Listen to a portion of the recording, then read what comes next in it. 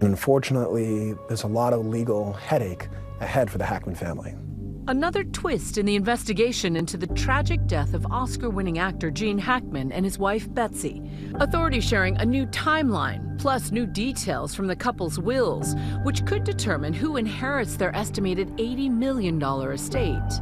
An autopsy showed that Betsy died from hantavirus, a rare disease mainly spread by rodents. At the time, authorities believed she died on February 11th. But now? So when we retrieved the data from the cell phones, there was a determination that was made that Ms. Hackman had made a phone call on February 12th. That phone call was made to Cloudberry. Cloudberry Health is a local 24-hour healthcare service in Santa Fe. A company doctor described Betsy's call as an inquiry about hyperbaric therapy, saying she was feeling congested but didn't sound ill.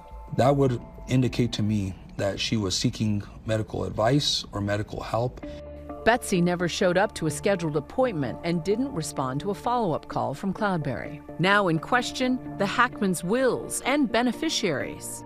Gene Hackman was a legendary leading man, a versatile actor who starred in blockbuster films like Crimson Tide. Terminate launch, all missiles.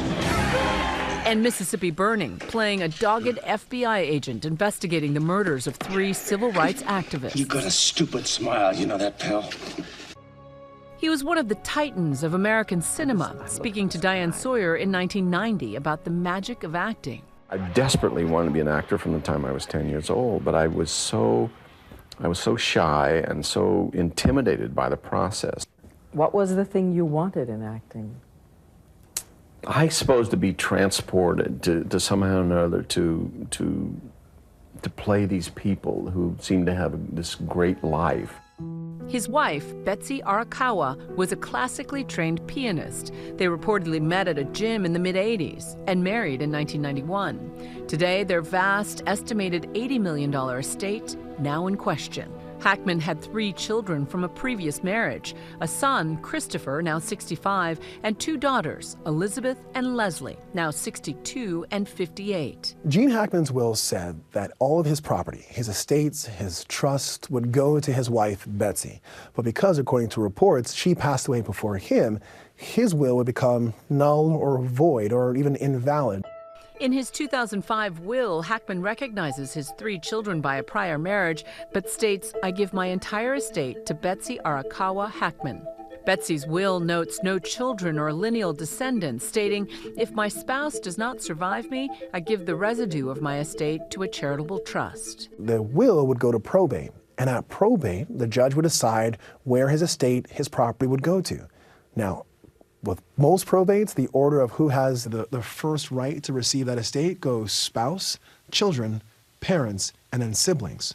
With Gene Hackman having adult children, those children would likely be first in line to get the proceeds of that estate.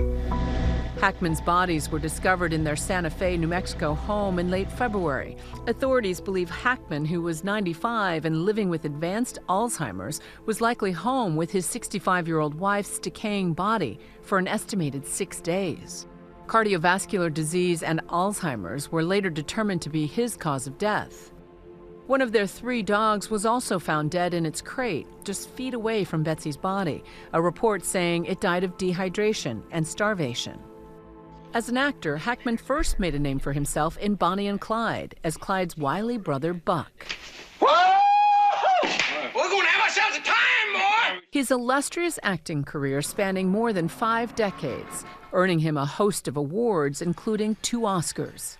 His first win coming for his portrayal of Jimmy Popeye Doyle in 1971's The French Connection.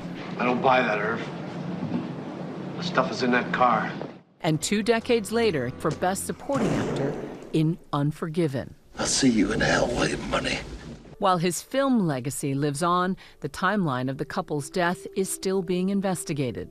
His daughters and granddaughter reminding the public in their statement he was loved and admired by millions around the world, but to us, he was always just Dad and Grandpa.